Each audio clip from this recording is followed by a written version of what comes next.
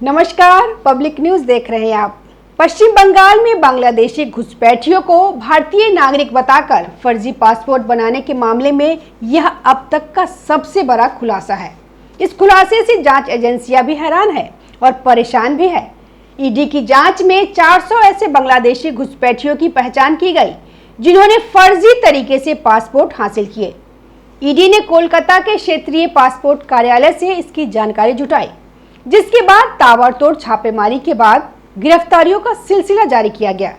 ED ने हाल ही में पश्चिम बंगाल के नादिया जिले के चकदाहा शहर में चल रहे एक फर्जी भारतीय पासपोर्ट रैकेट के सिलसिले में एक अहम और रैकेट चलाने वाले सरगना को गिरफ्तार किया था।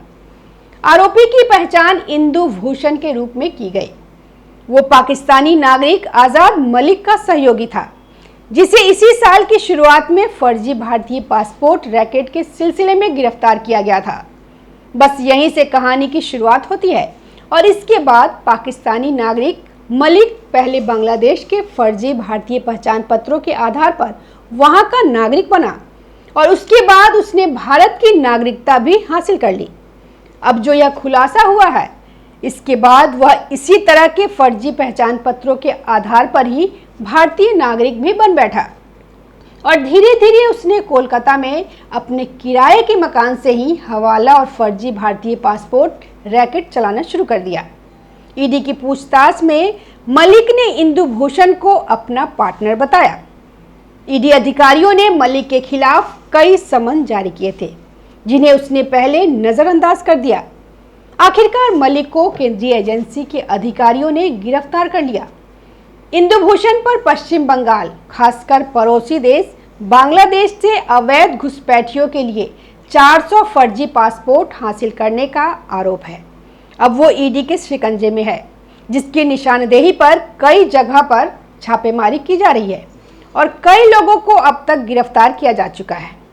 प्रवर्तन निदेशालय के अधिकारियों को शक है कि जिस तरह पाकिस्तानी आज़ाद ने बांग्लादेश के रास्ते भारत में एंट्री की और इस देश के लिए पासपोर्ट बनवाए, उसी तरह बाकी 7 लोगों के लिए भी यही तरीका अपनाया गया।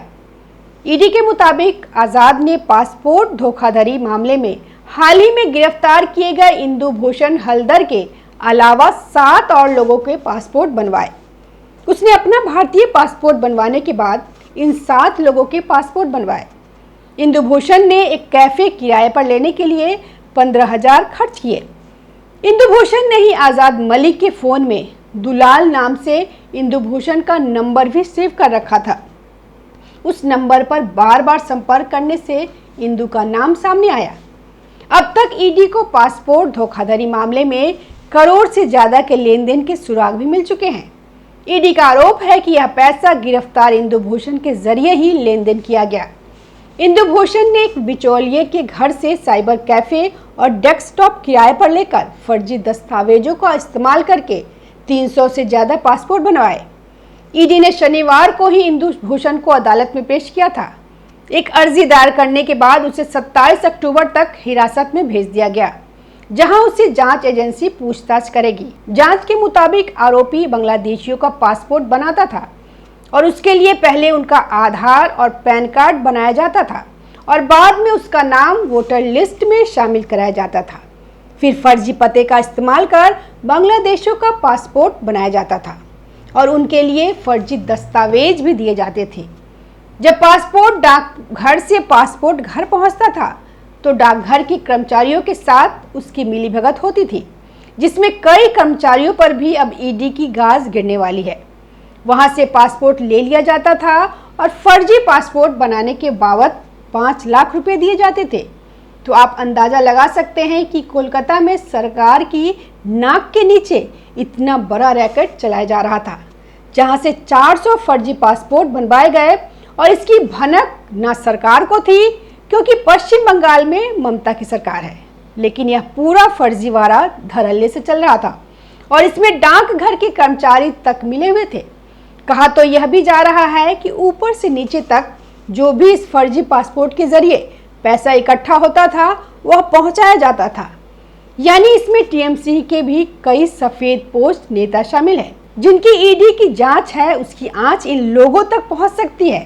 तो जिस तरह से इस पूरे फर्जीवाड़े का खुलासा हुआ है, उसने एक बार फिर ममता सरकार पर सवालिया निशान खड़ा कर दिया। धन्यवाद। हमारे वीडियो को लाइक कीजिए, शेयर कीजिए और हमारे चैनल को सब्सक्राइब कीजिए। ताज़ा खबरों से जुड़े रहने के लिए हमारे चैनल को सब्सक्राइब करें और बेल आइकन को दबाना ना भूलें, ताकि हर खबर की नोटिफिकेशन आपको मिलती रहे।